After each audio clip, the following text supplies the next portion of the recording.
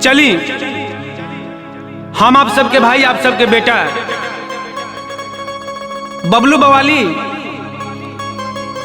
आशा ना हम पूरा विश्वास करतनी कि आप सब हमरा के जैसे ही कॉमेडी में प्यार दुलार आशीर्वाद रुआ सब दिले बनी भैया,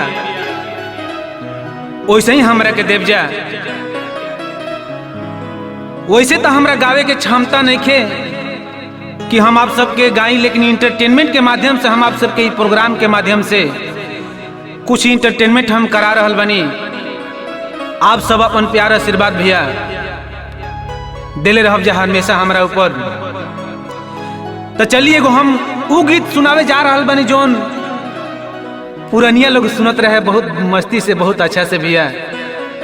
आज के तो डेट में वो लोग वो दिन में भूल आ गए भैया।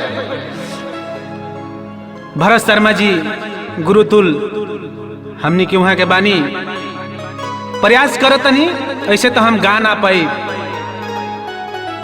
लेकिन कोशिश करतनी भैया। आप सब जरूर हमरा के प्यार आशीर्वाद देव जा।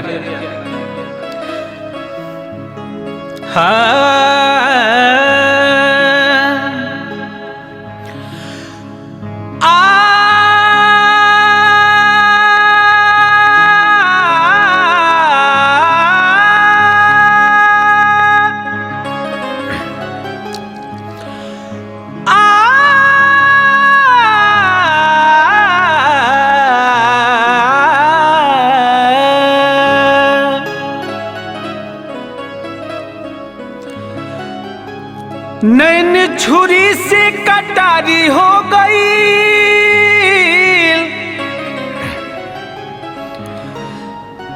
नैन छुरी से कटारी हो गई, नैन छुरी से कटारी हो गई, प्रेम के दुनिया पूजा हो गई,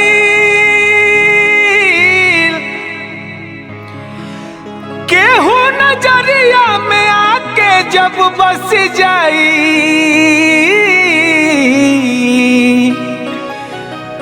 तजनिहा की प्रेम के बीमारी हो गई। एगो भौजाई अपना लहुरा देवर से कहतरी, ए गुरुजी का कहतरी हो, अरे पियवा सिवान से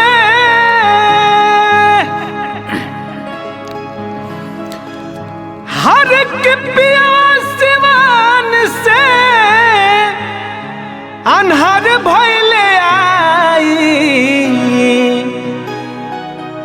देवर तनी देहिया पा हर डाली दरा जाई, देवर तनी देहिया पा डाली दरा जाई, पियवा सिवान से हर के पियवा सिवान से अनहर भइले आई, देवर तनी देहिया पा डाली दरा जाई, हर देवर तनी देहिया पा डाली दरा जाई।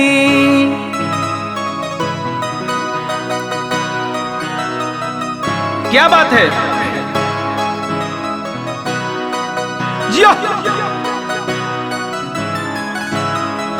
देवर तनी, क्या बात है,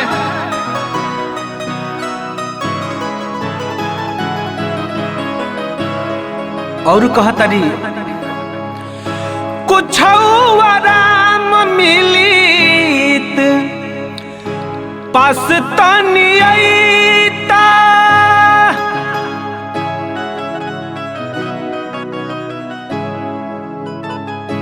कुछ आराम मिलीत पास तनी आईता, हर जरा बड़ा लागे तनी हमें दानवैता, क्या बात है।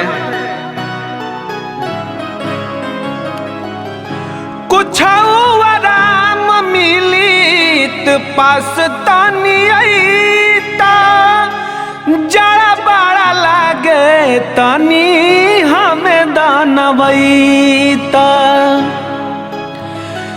धीरे धीरे दिहिता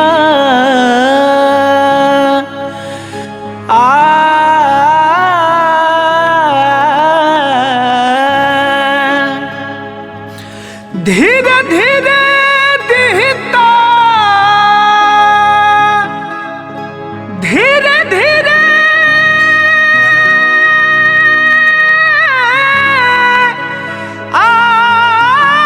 धीरे धीरे दिहिता, आरे के धीरे धीरे दिहिता, होय कमरिया दबाई। देवर तनी देहिया पा डाली दारा जाई, देवर तनी देहिया पा डाली दारा जाई। पियवा सिवान से, पियवा सिवान से हर की अनहर भइले आई। देवर तनी देहिया पा हर डाली दारा जाई, देवर तनी देहिया पा हर डाली दारा जाई।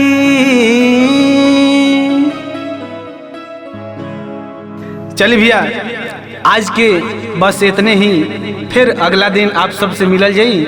जय हिंद, तब तक के लिए जय हिंद, जय भारत।